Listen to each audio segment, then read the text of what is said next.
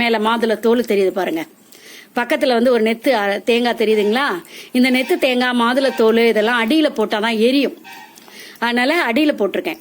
அதுக்கப்புறம் இந்த பாருங்க, இது மூலிகை பவுடர். இதை இந்த நெருப்புல கொட்டணும். அது பிடிச்சி எரியும் பாருங்க, எவ்வளவு புகை வருதுன்னு பாருங்க.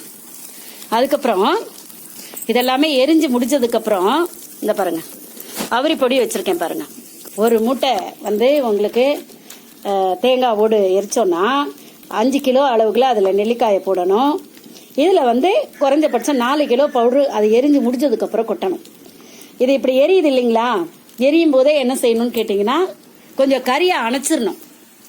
அதை முழுசாக சாம்பலாக விடக்கூடாது, கறியை அணைக்கணும். இந்த அணைச்சு வச்சிருக்கேன் பாருங்க. அந்த பாருங்க, பக்கத்தில் வச்சிருக்கேன் பாருங்க. அணைச்சு அள்ளி வச்சிருக்கேன் பாருங்க. நானே செஞ்சது தான். இப்போ நான் இங்கே காட்டுறது வந்து உங்களுக்கு கிட்டத்தட்ட 5 மூட்டை, நைட்டு 2 மூட்டை போட்டேன். இப்போ ஒரு மூட்டை உங்களுக்காக. ஏன்னா மொத்தமாக நான் வந்து காட்டினேன்னு வச்சுக்கோங்களேன், இந்த புகை மண்டிரும். அப்படியே புகை என்னால் பக்கத்தில் இருக்க முடியாது, அவ்வளோ அனலுமா. இந்த வயசுல நான் வந்து விடாமுயற்சியோட, எனக்கு வந்து சோம்பலா இருக்கிறது பிடிக்காதுமா. சோம்பி திரிவர் ஏங்கி இகழ்வர்னு சொல்லுவாங்க. எனக்கு அதெல்லாம் எனக்கு பிடிக்காது. அதனால ஏக்கப்பட்டு பின்னால வந்து கேவலமான நிலைமைக்கு போயிடுவாங்க சோம்பலா இருக்கிறவங்க. சரி, நம்மளுடைய ஆயுட்கால வரையில நம்ம கொஞ்சம் ஆக்டிவா இருக்கணும். நம்ம வந்து பொதுமக்களுக்கு நல்லது செய்யணுங்கிற ஒரே காரணத்துக்காக தான் இன்னைக்கு நான் உங்களுக்கு இதை காட்டுறேன். நான் அரைச்ச பவுடரை நான் உங்கள்கிட்ட காட்டியிருக்கேன் ஏற்கனவே. பவுடர் போட்டதை, என்னோட ஹெர்பல் டை பவுடரை நான் காட்டியிருக்கேன் இல்லைங்களா? பாருங்க, இப்போ இதை வந்து மெஷின்ல கொடுத்து அரைச்சு எடுத்துட்டு வரணும். சரிங்களா? எல்லாம் அணைச்சதுக்கு அப்புறம் எப்படி இருக்குன்னு பாருங்க.